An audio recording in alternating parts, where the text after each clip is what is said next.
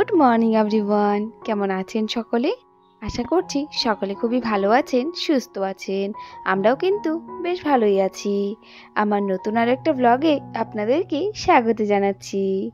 আজকে হলো মঙ্গলবার, ঘড়িতে এখন প্রায় বাজে হয়তো 5টার মতো।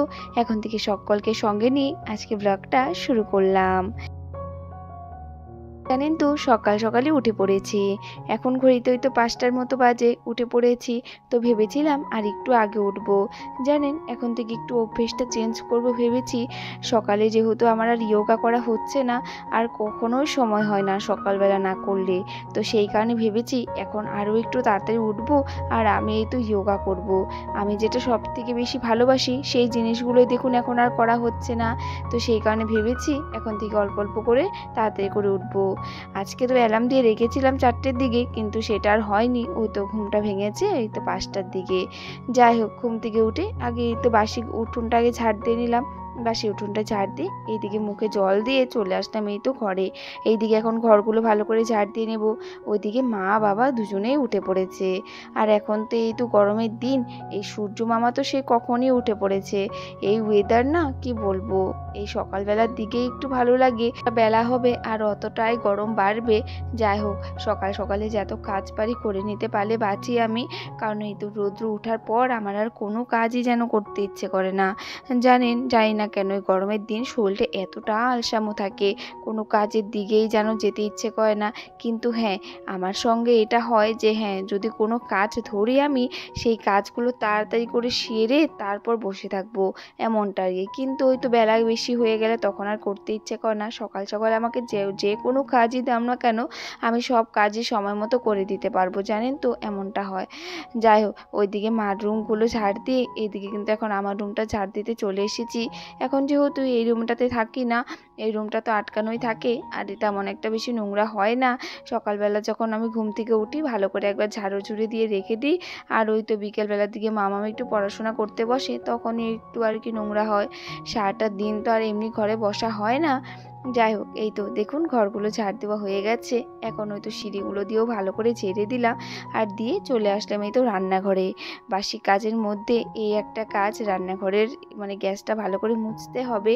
তো মুছে তারপর রান্নাঘরে জলটা আনবো। কিন্তু আমি এই গরমের দিনে একদমই পছন্দ করি না।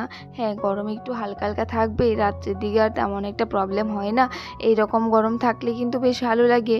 কিন্তু এই এত খারাপ গরম কি বলবো, মানে বলার মতো নয় আর। যাই হোক, এইদিকে এই তো রান্নাঘরের জলটা রেড়ে নিলাম আর এনে তারপর ঘরগুলো কিন্তু আমি মুছে নিয়েছিলাম। ঘরগুলো মুছে স্নান টান করে আবারও রান্নাঘরের দিকে যাব। তো বেলা অনেকটা হয়ে গেছিলো বলে আর কোনো ভিডিও ক্লিপ নিইনি। তো এইদিকে মামামও উঠে পড়েছিল, তো স্কুল আছে, তো সেইখানে খুবই তাড়াহুড়ো করেই কাজগুলো করেছি বলে আর দেখানোই হয়নি আপনাদের সঙ্গে। যাই হোক, এদিকে মামা ওঠার পর ওকে ফ্রেশ করিয়ে খাইয়ে দাইয়ে একদম রেডি করিয়ে দিচ্ছে বর্মশাই। আজকে একটু কান্না করেছে মামা যে যাবো না এভাবে বলেছে, কিন্তু তারপর আর বাবা অনেক কিছু বলার পর বুঝে সুঝে এই তো এখন রেডি হওয়ার জন্য চলে গেছে ওর বাবার কাছে। আর এইদিকে আমি এখন ওর টিফিনের জন্য আর কি রুটি প্যাকিং করে দিচ্ছি। তো কালকেও যে চিনি আর রুটি দিয়েছিলাম সেটা আজকেও দিয়ে দিচ্ছি। জানেন, কোনো আইডিয়াই ছিল না যে আজকে আমি ওকে কী দেবো। তো রুটিটাই আমি ওকে বেশিরভাগ দিয়ে দিই, কারণ সকালবেলা ভাত যদি একটু খেয়ে যায়, আবার ওই তো যখন টিফিনটা দেবে রুটিটা আবার ভালোবাসে, তো রুটিটা খেয়ে নিলে পেটটা একটু ভরে থাকে। আর নয়তো যদি এমনি ফল বা অন্য কিছু একটা দিয়ে দিই, তো সেটাতে তো আর পেট ভরবে না, কিন্তু রুটিটাতে একটু হলেও তো পেটটা ভরা থাকবে না। তো সেই কারণে কিন্তু আমি মানে প্রায় ওকে রুটিটাই দিয়ে দিই। তো এই তো চিনি রুটি করেছিলাম আজকেও, চিনি রুটিতে একটু ঘি দিয়ে এই তো ছিঁড়ে দিয়ে দেবো আর অল্প একটু ভুজিয়া দেবো। কালকে টিফিনটা খেয়ে নিয়ে বলেছিল মা আমার খুব ভালো লেগেছে আজকে টিফিনটা। তো এদিকে মামামও রেডি হয়ে গেছে, রেডি হয়ে বসে রয়েছে, মনটা প্রচণ্ড খারাপ। ওইদিকে বর্মশেও রেডি হয়ে গেছে। মামামকে বারবার বলছিলাম তুমি তাহলে বাবার সঙ্গে চলে যাও, সে তো আর যাবে না। কিন্তু ওকে টিফিনটা দেখিয়ে দিলাম আজকে যে তোমাকে কি টিফিন দিয়েছি। ও টিফিনটা দেখে বেশ খুশি হয়ে গেছিলো। আর তারপর বলল যে মা তুমিও চলো, নয় কিন্তু আমি একদমই যাব না। তো তারপর আমিও রেডি হয়ে গেলাম। আর এইদিকে দেখুন আমি রেডি হতে গিয়েছি আর বেরিয়ে দেখি মন খারাপ করে এদিকে দাঁড়িয়ে রয়েছে, কারোর সঙ্গে কথা নেই, কোনো কিচ্ছু নেই। তো তো যাই হোক, তারপর কিন্তু ওকে স্কুলে নিয়ে গিয়েছিলাম। স্কুলে যাওয়ার পর আর কোনো মন খারাপই থাকে না।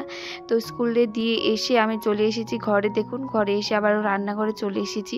এইদিকে এই যে মানে রুটিটা ভাজছি আর কি, মানে মামার জন্য যখন রুটি করেছিলাম 2টো গুলি আর কি বেশি ছিল।